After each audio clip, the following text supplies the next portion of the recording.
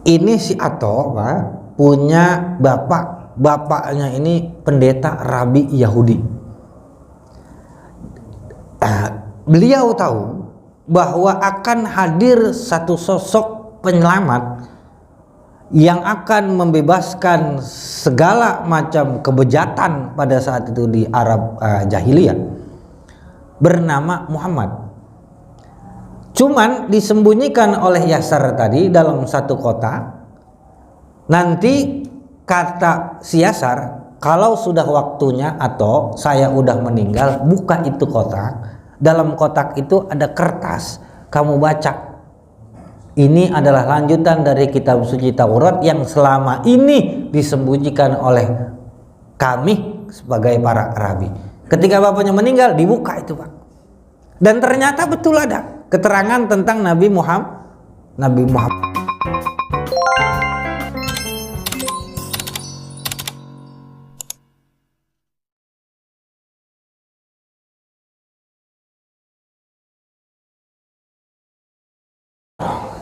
Assalamualaikum warahmatullahi wabarakatuh. Alhamdulillahillazi abda'an nizamal wujud wa ikhtara'a mahiyatil asya'i bimuqtadal wujud wa ansha'a biqudratihi anwa'al jawahiril aqliyah wa afadha birahmatihi muharrakatil ajramil falakiyah. Wassalatu wassalamu ala zawatil anfusil qudsiyah al-munazzahati anil quduratil insiyah, khususan ala sayyidina wa maulana Muhammadin ibn Abdillah sahibil ayati wal mu'jizah wa ala alihi wa sahbihi at-tabi'ina lil hujjaji wal bayinah, amma ba'd. Hadratul mukarram wal muhtaram, yang mulia guru kita bersama Al-Ustaz Ahmad Khidir beserta seluruh DKM Masjid Al-Barakah yang alhamdulillah dengan wasilah beliau kita masih bisa melanjutkan kajian setiap subuh.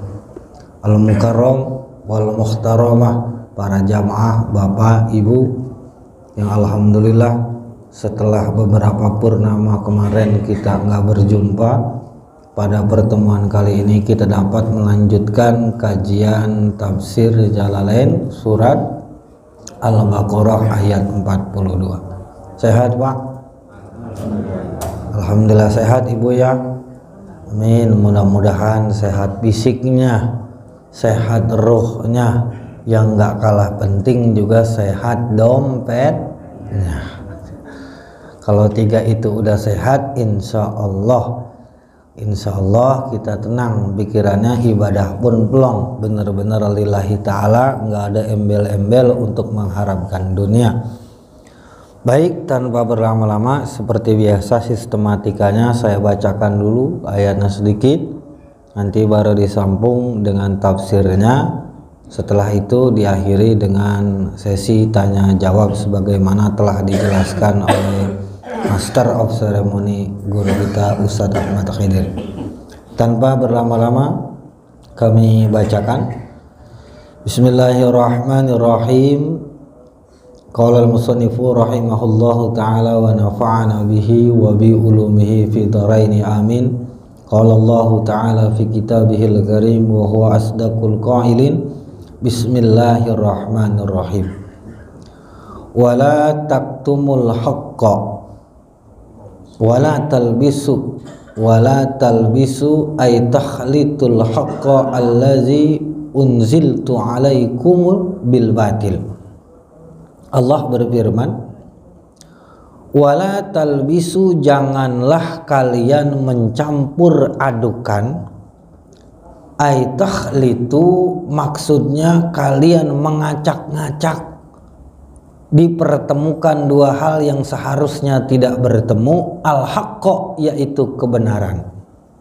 Kebenaran yang mana? Kata Allah, ditafsirkan di sini allazi unziltu alaikum, yaitu kebenaran yang aku turunkan kepada kalian. Enggak boleh dicampur dengan apa? Bil batili, dengan kebatilan. allazi taftarunahu, yang mana kalian membuat-buat kebatilan itu.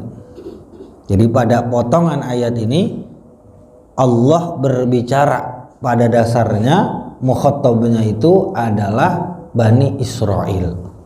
Ini kita konteksnya Bapak Ibu sekalian lagi membicarakan kelompok Bani Israel, kaumnya Nabi Musa alaihi salam. Contoh konteksnya berarti kita ambil pelajaran ibarahnya dari ayat ini, jangan sampai kita mencampurkan sesuatu yang sudah benar dengan kreativitas yang dianggap oleh syariat tidak benar.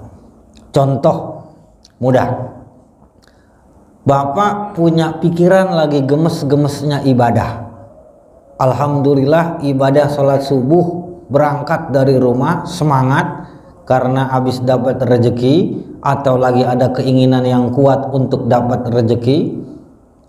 Ngerasa ibadah sholat subuh cuma 2 sedikit, pengen lebih variatif, bosen dari kecil sholat subuh 2 rakaat doang, sekarang saya pengen sholat subuhnya 4 rakaat.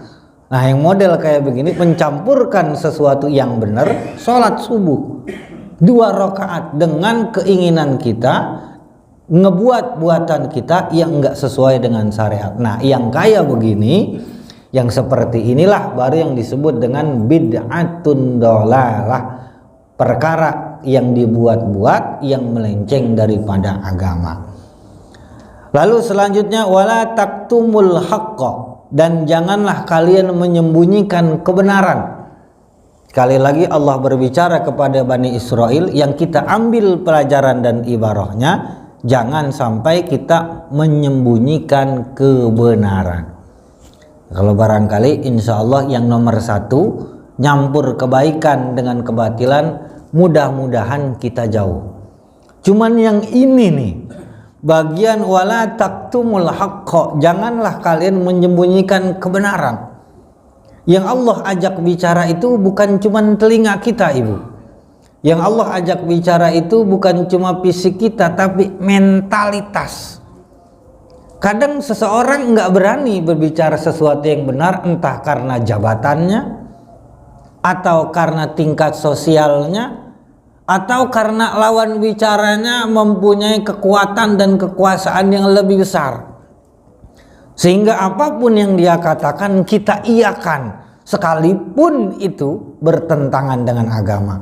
Maka ayat ini mengingatkan, qulil haq walau kana muron, katakanlah yang benar biarpun itu pahit. Maka tinggal kita pilih, Bapak Ibu lebih takut sama Allah apa lebih takut sama atasan? Benar, lebih takut sama Allah apa lebih takut sama atasan?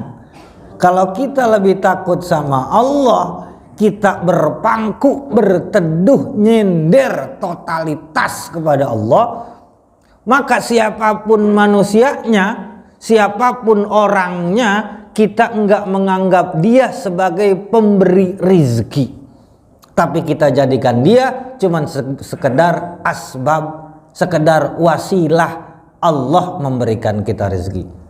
Ketika kita punya pola pikir dan pandangan yang eksklusif seperti demikian, maka mau apapun jabatannya, apapun kekuasaannya, dalam pandangan kita semua orang sama.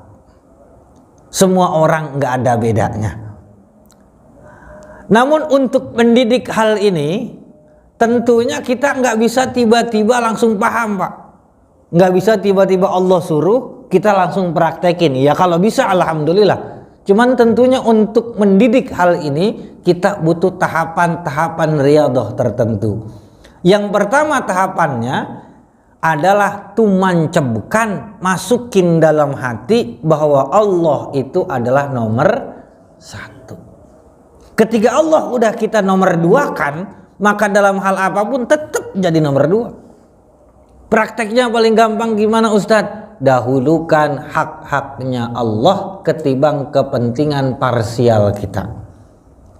Kalau kita barangkali ada sedikit kesibukan lagi kerja, sempetin untuk berangkat ke masjid, ke musola biarpun selangkah 2 langkah untuk menunaikan ibadah sholat. Kayak insya Allah kayak bapak-bapak nih pagi hari ini, pasti saya yakin, hakul yakin, di rumah, di pekerjaannya itu punya kesibukan yang berbeda-beda.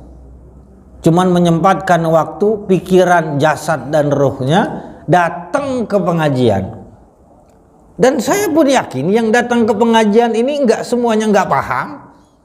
Barangkali kalau cuma sekedar mengartikan dan menafsirkan, Bapak bisa kok buka PDF di handphone sekarang, bisa buka aplikasi terjemah, bisa juga nanya artificial intelligence, ChatGPT, Gemini. Zaman kita udah penuh dengan aplikasi yang memudahkan. Cuman Bapak duduk, Ibu ikut hadir, berangkat dari rumah, tentu tujuannya bukan cuman tolabul ilm. Tolabul ilm itu cuman wasilah, ujungnya mencari ridho Allah. Maka insya Allah mudah-mudahan duduknya kita ini akan menjadi penyejuk nanti di yaumul akhir. Amin ya rabbal alamin. Itu perintah dari Allah dua. Yang pertama, jangan campurkan yang tidak baik, kebatilan dengan kebenaran. Yang kedua, harus berani menampilkan mana yang benar, mana yang salah. Tapi ada caranya Bapak Ibu. Kadang kita ketika sudah tahu ayat ini, langsung saja siapapun kita salahin. Jadi ada mekanisme yang baiknya. Kata Imam Al-Qurdi di dalam kitab Tanwirul Qulub, beliau membuat satu bab khusus tentang amar ma'ruf nahi munkar. Tadi Bu ya, amar ma'ruf nahi munkar. Amar ma'ruf itu artinya memerintahkan, mengajak kepada kebaikan. Nahi munkar itu artinya adalah melarang tentang keburukan. Pertanyaannya, apakah kita orang-orang kecil ini masih punya kewajiban amar ma'ruf nahi munkar? Kata musannif, kata beliau Imam Al-Qurdi menjawab, wajib. Bahkan sampai temennya orang mabok sekalipun wajib ngingetin temennya yang mabok. Kita mabok berdua misalkan, na'udzubillah min dzalik Pak, kita berdua nih kudu tetap diwajibkan untuk saling mengingatkan bahwa ini perkara yang munkar. Tapi ada caranya. Kalau kita diberikan jabatan dan kekuasaan, alhamdulillah punya jabatan eksekutif atau memegang kendali legislatif, atau barangkali jadi anggota polisi, jadi anggota TNI yang punya kewenangan, maka cara kita amar ma'ruf dan nahi mungkar bukan cuman dengan suara, bukan cuman dengan himbauan, tapi dengan tangan, dengan kekuasaan, dengan menegakkan sekuat-kuatnya. Ini bagi presiden, bagi umara, bagi pemerintah, bagi orang-orang yang punya jabatan dalam sosial dan politik. Yang kedua, bagi orang yang tidak mempunyai kekuasaan seperti mayoritasnya kita, enggak memegang kendali kuasa, bukan RT, bukan RW, bukan lurah, bukan camat, bukan anggota DPRD, bukan anggota DPR, nggak bisa mengambil kebijakan, maka langkah yang paling baik kata ajangan mu'allim adalah bil lisan, dengan cara mengingatkan satu dengan yang lain. Jadi yang kita tahu nih Pak tarafnya, jangan sampai kita ngelihat teman kita nggak sholat langsung kita pukulin pakai tangan. Nah ini perkara yang nggak benar juga. Itu namanya mencampurkan sesuatu yang benar, yang hak tadi, memerintahkan sholat, bil batili, dengan cara yang tidak benar. Karena amar ma'ruf nahi mungkar pun ada caranya. Tadi sudah dijelaskan dengan lisan untuk kita secara umum. Lalu dirincikan lagi oleh Hujjatul Islam Al-Imam Abu Hamid Al-Ghazali dalam kitabnya Bidayatul Hidayah. Kecil Bang kitabnya, dan insya Allah sudah banyak sekali terjemahnya. Saya sangat merekomendasikan sekali Bapak Ibu itu untuk baca, karena isinya secara umum cuma dua. Mengatur tentang hablum minallah, bagaimana cara kita beradab sama Allah. Bagaimana yang kedua, mengatur kita tentang hablum minannas, tentang kita bermuamalah sehari-hari. Di bagian akhir beliau menyebutkan bahwa manusia itu dikelompokkan menjadi 3 golongan. Yang pertama, awam majhulin. Siapa awam majhulin ini? Adalah orang-orang yang bapak nggak kenal namanya, dia juga nggak kenal sama kita. Yang kedua ada namanya ma'arif. Ma'arif ini orang-orang yang cuman bapak tahu namanya, tahu biografinya, tetanggaan kita, tapi nggak akrab. Yang ketiga, tingkat terakhir ini namanya asdiko. Artinya orang-orang yang benar-benar membersamai kita. Ketika kita sakit dia pun merasa sakit, ketika dia sakit kita pun turut merasa sakit. Dari 3 kelompok ini diajarkan oleh beliau cara amar ma'ruf nahi mungkar yang baik dan benar. Pertama, untuk awam majhulin. Ketika bapak ngelihat orang tukang cilor atau tukang dagang di pinggir jalan, udah wayahnya sholat johor, udah wayahnya sholat asar, dia masih dagang. Apa kita omelin itu orang? Apa kita kata-kata? Apa kita tuduh dia jadi kafir karena nggak sholat?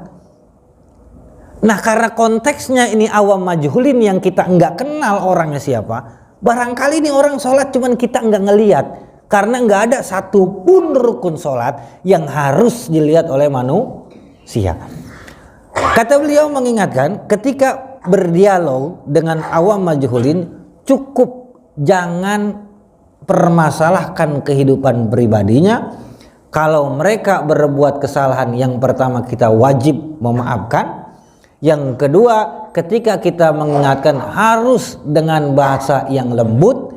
Yang ketiga, ketika kita mengingatkan pun harus secara personal.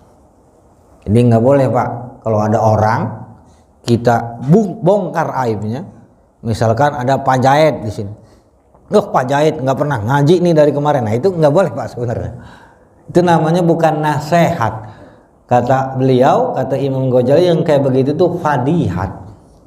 Alih-alih memberikan tausiah, tapi menuduh orang lain dengan perbuatan maksud untuk merendahkan. Nah ini yang nggak boleh. Cuma kadang kita suka ketelepasan. Niat-niat bercanda malah nanti bikin orang jadi kesinggung. Kalau udah hati yang kesinggung kan susah Pak. Dimulai dari nggak suka sama orangnya, lama-lama nggak suka sama isinya. Ketika udah sampai nggak suka sama isinya, akhirnya nggak suka sama agamanya.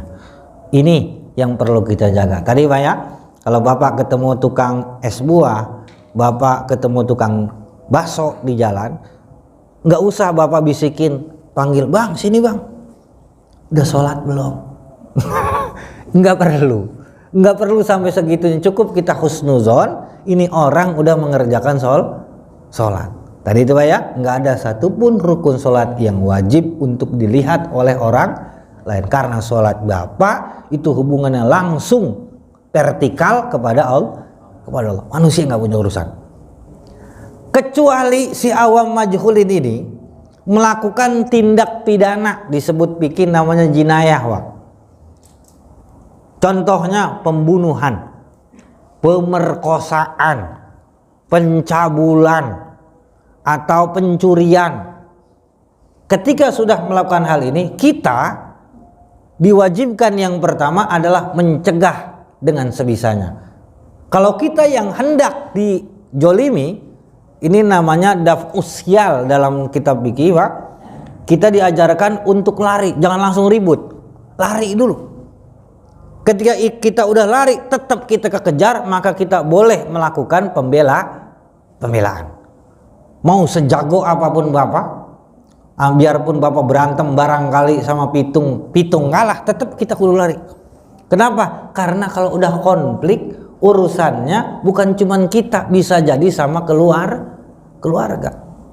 Kalau sama kita dia kalah, tapi dia memendam dendam, akhirnya dia cari keluarga kita, sanak saudara. Ini resiko yang ditangani oleh Islam, enggak cuman di depan mata kita, tapi futuristik, lebih melihat kepada ke depan.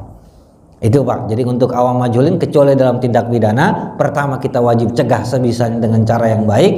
Selanjutnya kalaupun kita nggak bisa cegah, wajib untuk melapor kepada pihak yang berwenang. Begitu Pak. Jadi jangan ketika kita melihat ada orang zina di depan rumahnya, lantas kita ikut nonton. Karena pikiran awam kita berpikir, wah ini kan kita ini nggak kenal, biarinlah dia gua lu. Nah ini juga jangan, karena ini udah melakukan tindak pidana. Langsung laporin ke Pak RT, laporin ke Pak RW, laporin kepada orang-orang yang punya kewenangan di sekitar kita. Kalau perlu DKM masjid kita panggil. Biar apa? Biar menjadi pelajaran, karena sekali lagi ini sudah masuk ranah pidana. Jangankan dihukum Islam, kumpul kebo dihukum kita pun nih Pak, yang mengadopsi hukum Belanda itu termasuk dari perkara yang dilarang. Itu ya. Jadi kalau misalkan ibu punya suaminya ternyata ngamar di suatu hotel, nauzubillah min dzalik, ini bisa dilaporkan ke polisi. Begitupun sebaliknya.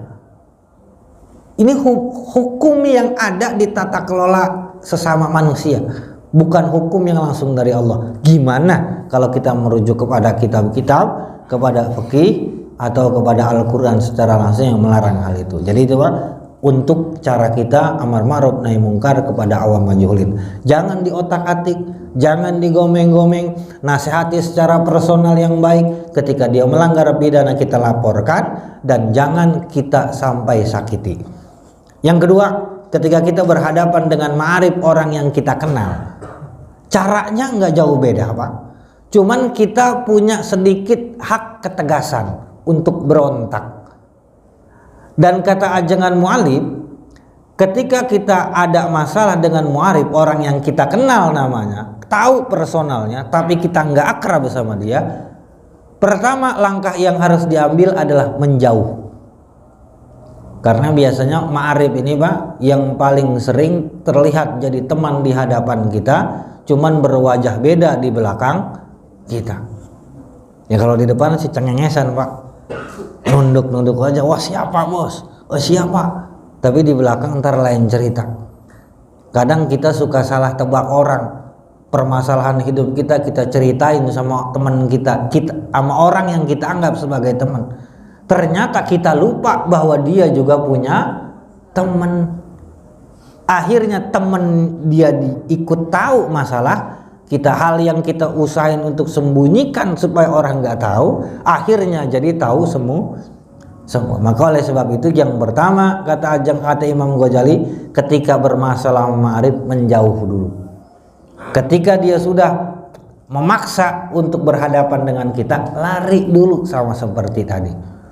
Kita bisa nggak Ustadz untuk melakukan tindak pidana secara keras, secara tegas terhadap ma'arif ini, kelompok ini? Belum bisa. Kalau nasihatin Ustadz bagaimana?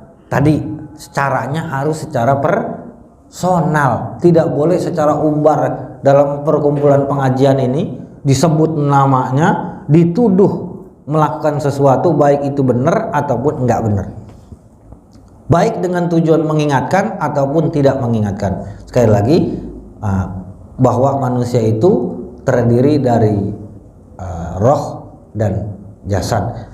Yang sakit berarti bukan cuma roh, bukan cuma jasadnya, rohnya juga sakit, mentalnya juga sakit.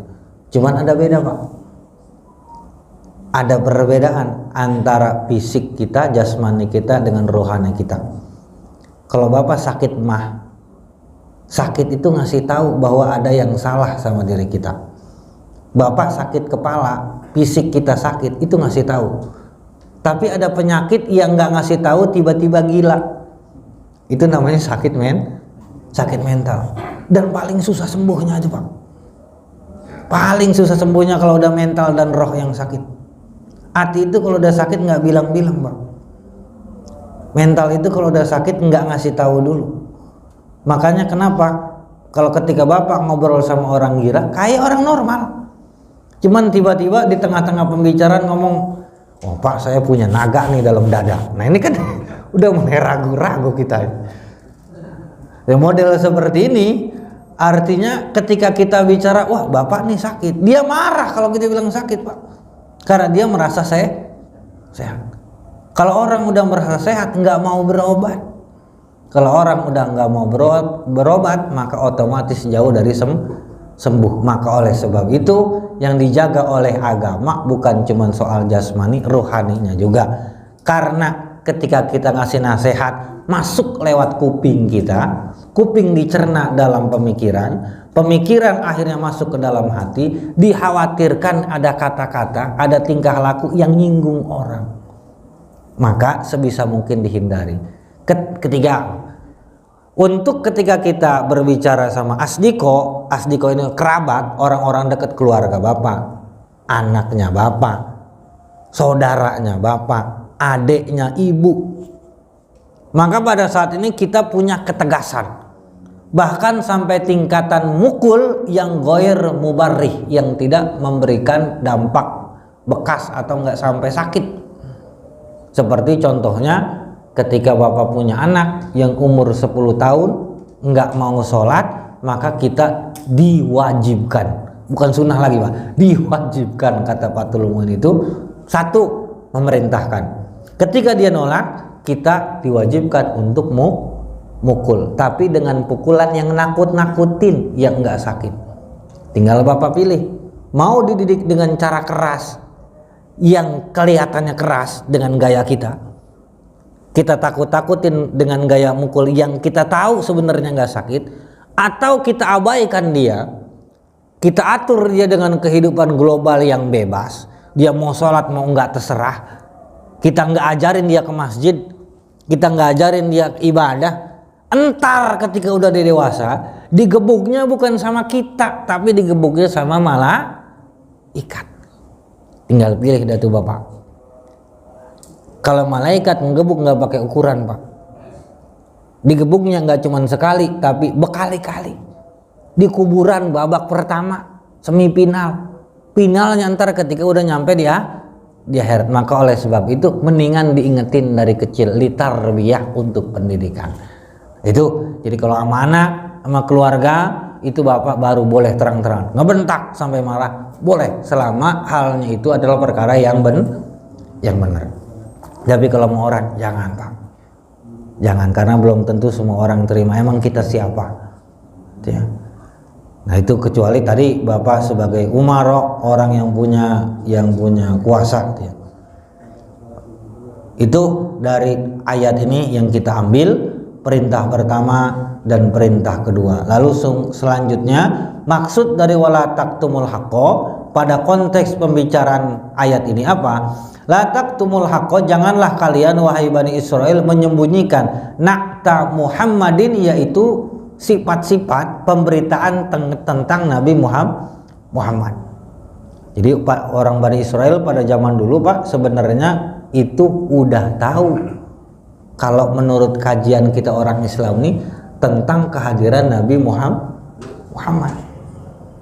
Makanya kalau dalam kitab Barzanji disebutkan tuh an Atha bin Yasar, dari Atha bin Yasar.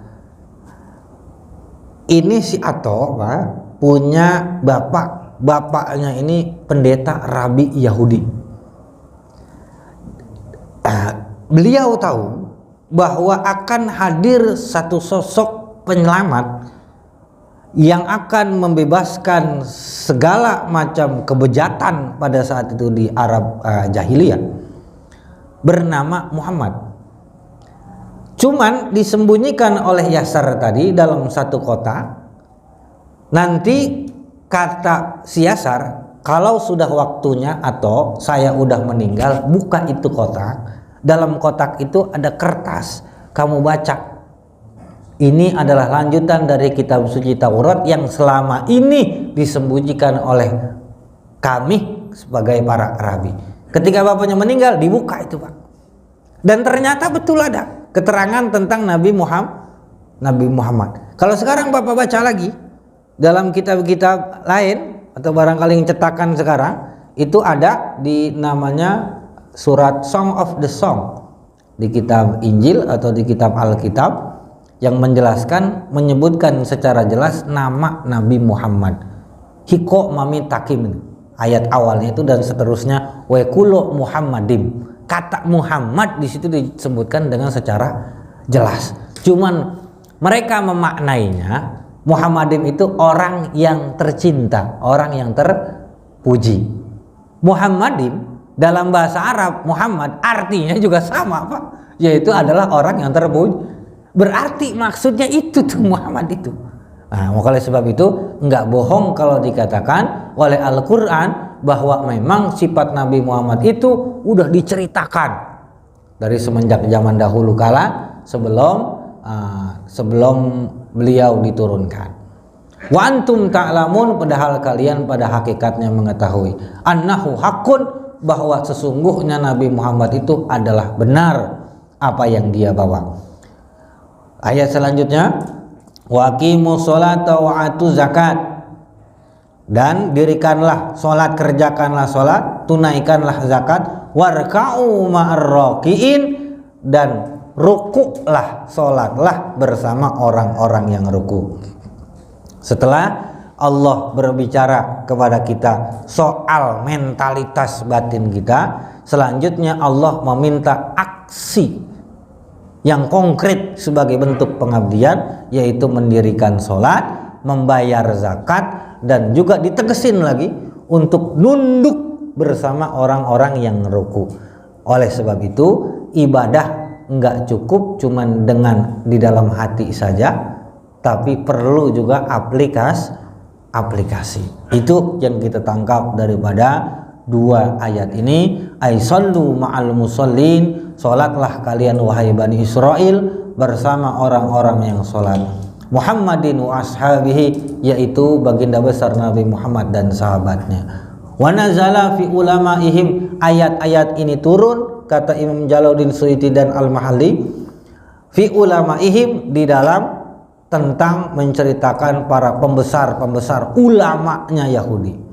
Wa kanu yaquluna, mereka berkata ulama Yahudi ini, liaqrabaihim, kepada kerabat-kerabatnya ini, isbatu ala dini Muhammadin fa innahu haqqun. Wahai saudara-saudaraku, kata Rabi Yahudi yang benar nih Pak, kamu udah tahu Muhammad, maka berimanlah kepada Nabi Muhammad. Jadi sebenarnya memang itu sudah disebutkan. Sampai dua ayat tadi kita bisa tangkap banyak sekali hikmah dan pemberitaan yang kita bisa jadikan kehidupan. Dalam kehidupan kita tinggal permasalahannya mau enggak kita pakai. Kalau kita udah pakai sekali, mau enggak kita pakai lagi. Karena selama Al-Quran itu ada, selama itu pula kita diajak bicara. Maka sering-sering kita baca Al-Quran Pak. Biar apa? Biar kita semakin ingat, biar kita semakin takut. Kalau kita ngomong sama orang nggak ketemu solusinya, barangkali kalau curhat dan ngomong sama Allah, insya Allah dibukain jalan, urusan yang sulit dipermudah. Demikian itu yang dapat kita tangkap, yang ditafsirkan oleh beliau. Segala salah, baik harokat, bayan, penjelasan maupun rangkaian kata, itu murni dari saya pribadi. Kalaupun ada hal yang benar maka kata lain dan bukan, itu berasal dari ajaran guru-guru dan juga orang tua. Wallahu muwaffiq ila aqwamit thoriq. Assalamualaikum warahmatullahi wabarakatuh.